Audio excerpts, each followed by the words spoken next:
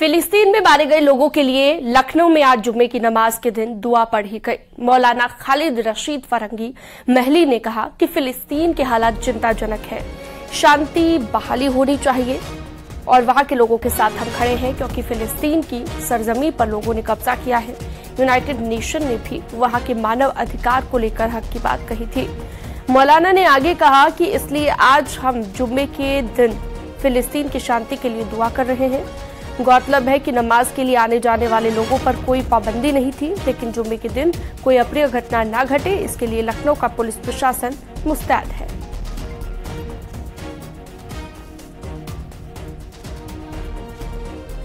आज यहाँ जामा मस्जिद ईदगाह लखनऊ में नमाज जुम्मे के मौके पर इंशाअल्लाह नमाज के बाद फ़िलिस्तीन में अमन के लिए, पूरी दुनिया में अमन के लिए ख़ुसूसी दुआएं की जाएंगी।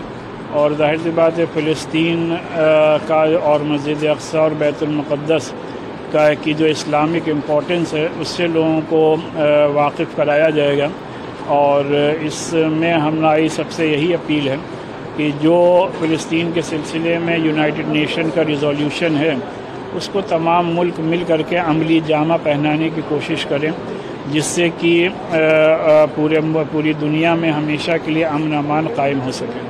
फिलिस्तीन और इजराइल के बीच जारी जंग के दौरान राजधानी लखनऊ के इमामबाड़े में आज नमाज अदा की गई और उसके बाद फिलिस्तीन में अमन और चैन के लिए दुआ की गई। आप देख सकते हैं कि इस वक्त हमारे साथ तमाम नमाजी मौजूद हैं जो हाथों में फिलिस्तीन के समर्थन से जुड़े पोस्टर लिए हुए हैं। हम इनसे बात करेंगे और जानेंगे क्या आज मुख्य मुद्दा है, आप किन मुद्दों को लेकर यहाँ पर विरोध कर रहे हैं, समर्थन कर रहे हैं। बिस्मिल्लाहिर्रहमानिर्रहीम। हमारा सिर्फ विरोध यह है कि जालिम हुकूमत जो कि फिलिस्तीन पर जुल्म अत्याचार कर रही है उसको बस रोका जाए, क्योंकि हम लोग हमेशा से यह है कि हक के साथ रहे हैं, ना हक होते हुए देखेंगे नहीं। अभी हमारे सामने ही जुल्म होता रहा, हम खामोश रहें, ये कैसे मुमकिन है, ये कैसे मुमकिन है। लेकिन सबसे पहले हमास ने इजराइल पर हमला किया और उसके बाद देखिए ये सब जो है सोशल मीडिया है, आप भी समझ रहे हैं कितनी वीडियोस फेक आती हैं, ये सब सोशल मीडिया है, उसके ऊपर आप ज्यादा तवज्जो मत दीजिए कि वहाँ पे हमास को अगेंस्ट दिखाई दे रहे हैं। इवन यहाँ तक कि हमास को आप खुद जानते हैं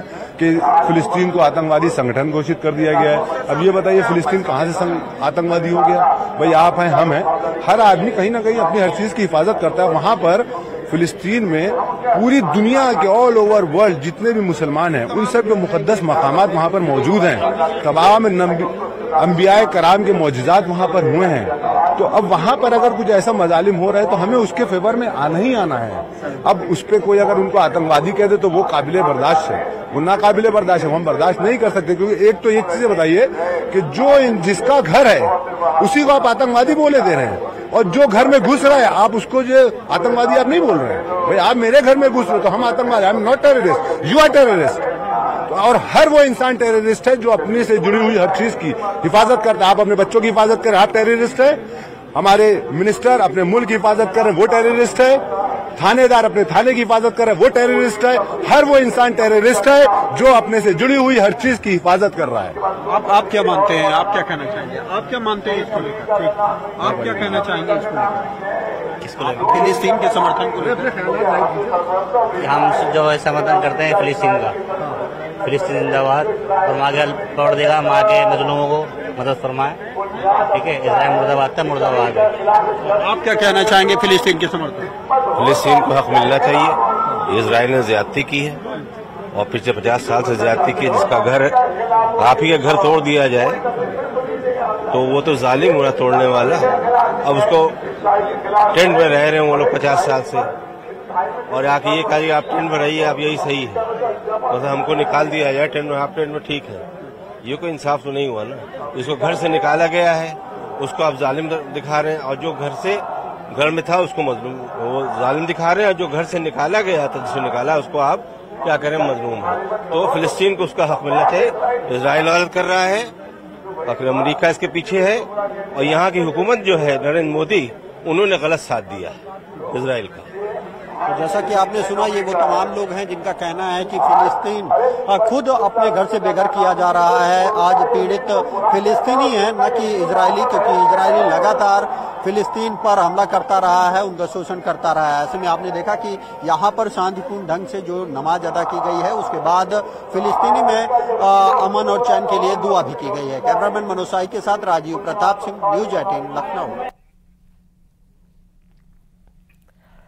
मेरठ में भी जुम्मे की नमाज को लेकर अलर्ट जारी रहा और संवेदनशील जगहों पर मस्जिदों के बाहर फोर्स तैनात रही। पुलिस प्रशासन ने मुस्लिम धर्म गुरुओं से वार्ता की, लोगों से शांति के साथ साथ इबादत करने की अपील की। सोशल मीडिया पर पुलिस ने पैनी नजर बनाई हुई है।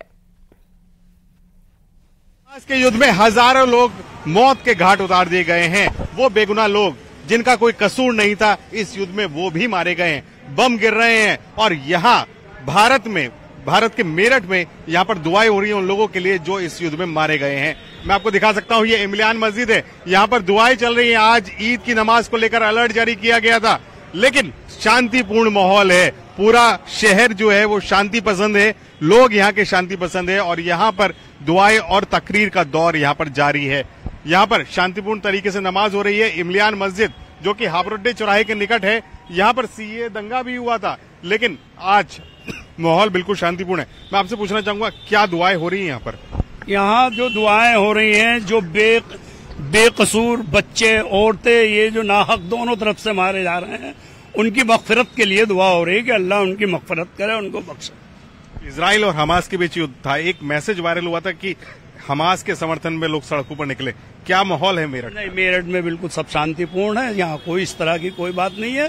यहाँ तो सब लोग हुकूमत के साथ हैं, जो हमारी हुकूमत चाहेगी सब लोग उसी के साथ हैं। जो हमारी हुकूमत चाहेगी सब लोग उसी के साथ है। और ये वो अमन पसंद लोग हैं जो ये तकरीर कर रहे हैं, दुआएं कर रहे हैं कि जो लोग मारे गए हैं अल्लाह उनकी आत्मा को शांति दे। और मैं आपको दिखा सकता हूँ, शांतिपूर्ण माहौल से यहाँ पर नमाज चल रही है। इमलियान मस्जिद है और सैकड़ों की संख्या में लोग यहाँ नमाज पढ़ रहे हैं।